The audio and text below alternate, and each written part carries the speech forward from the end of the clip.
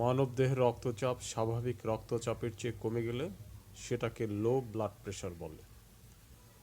রক্তচাপ মাপার সময় আমরা দুটো পরিমাপ দেখি। ওপরেরটা হলো সিস্টোলিক রক্তচাপ আর নিচেরটা হলো ডায়াস্টোলিক রক্তচাপ। সিস্টোলিক রক্তচাপ 120 মিলিমিটার পারদের কম আর ডায়াস্টোলিক রক্তচাপ 80 মিলিমিটার পারদের কম থাকা উচিত। এটাই রক্তচাপের স্বাভাবিক মাত্রা। কিন্তু কত কম পর্যন্ত স্বাভাবিক? আসলে সিস্টোলিক রক্তচাপ 90 মিলিমিটার পারদের কম অথবা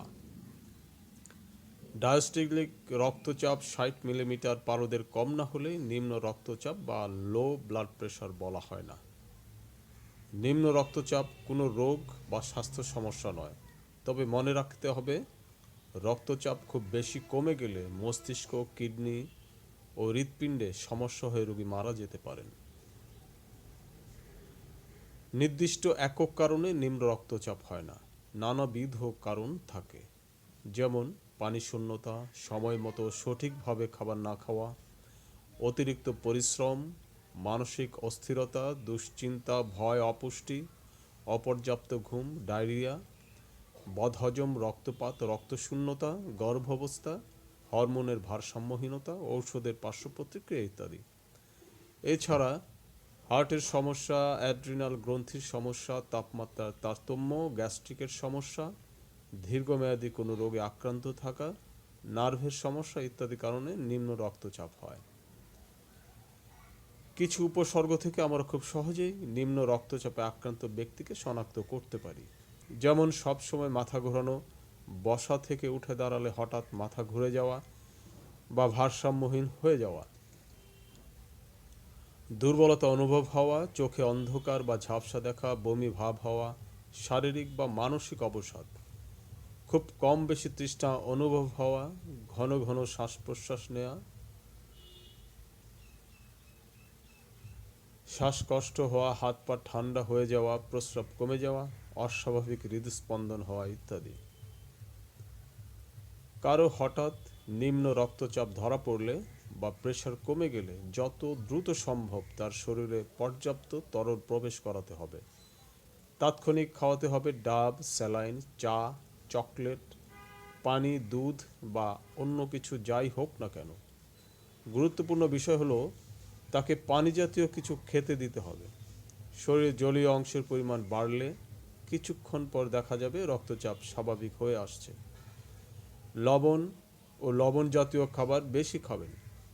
ফলমূল খেলে লবণ মেখে খান। সকাল বিকেল পান করতে পারেন হালকা লবণ পানি। খাবার স্যালাইন খান, এটা দেহের পানি শূন্যতা ও ইলেকট্রোলাইটের ভারসাম্যতায় বেশ ফল দেয়। খেতে পারেন কফি ও ক্যাফেইন জাতীয় খাবার।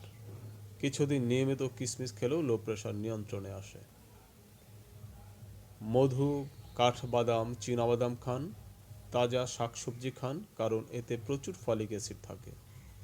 পর্যাপ্ত পানি পান, পর্যাপ্ত বিশ্রাম, হালকা ব্যায়াম করুন। ব্লাড সুগার নিয়ন্ত্রণে রাখুন। আয়রন, ভিটামিন সি, বি12 ও ফলেট বা ভিটামিন বি9 শরীরে রক্তচাপ বাড়াতে সাহায্য করে। এইসব খাদ্য উপাদানগুলো যে খাদ্যের মধ্যে পাওয়া যায় সেসব খাদ্য প্রতিদিনের খাদ্য তালিকায় রাখতে হবে। ডিম হাইপোটেনশনের রোগীর জন্য উপযোগী খাদ্য। ডিমকে আদর্শ খাদ্য বলা হয়। ডিমে আছে ভিটামিন বি12 যা রক্তচাপ বাড়াতে সাহায্য করে।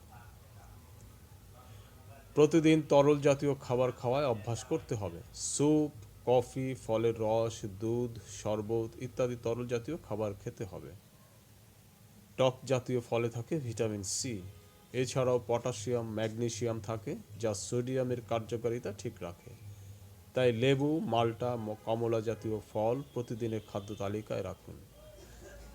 গরু, মুরগির মাংস, সামুদ্রিক মাছ, ডাল, লাল শাক, পালং শাক, কচু শাক, সিমের বিচি, মিষ্টি কুমড়ার বিচি ও শুকনো ফল আয়রনের ভালো উৎস। এছাড়া এতে সোডিয়াম ভালো পরিমাণে থাকে। ডাবের পানিতে থাকে সোডিয়াম যা রক্তচাপ বাড়ায়, তাই ডাবের পানি খাওয়া ভালো। যাদের ব্লাড প্রেশার একদম লো থাকে তারা ডার্ক চকলেট খেতে পারেন, এটি রক্তচাপ বাড়াতে সাহায্য করে।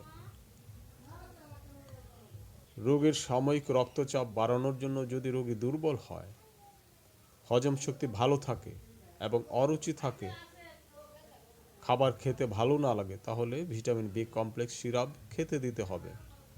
বয়স্ক হলে 2 চা চামচ করে দিনে 3 বার 2 থেকে 3 ফাইল খেতে হবে।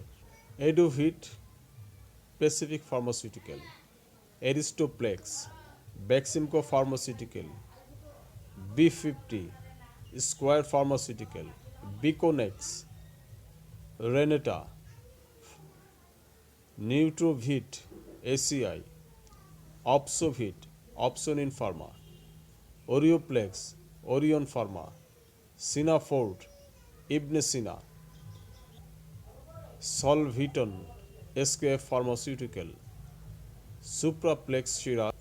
খাবারের প্রতি রুচি ফিরে এলে ভিটামিন বি কমপ্লেক্স ট্যাবলেট খেতে দিলে ভালো ফল পাওয়া যায়। সঙ্গে অরুচি এবং অ্যাসিডিটির জন্য যে কোনো কোম্পানির ডমপেরিডন সংযুক্ত ওষুধ দিলে ভালো ফল আশা করা যায়।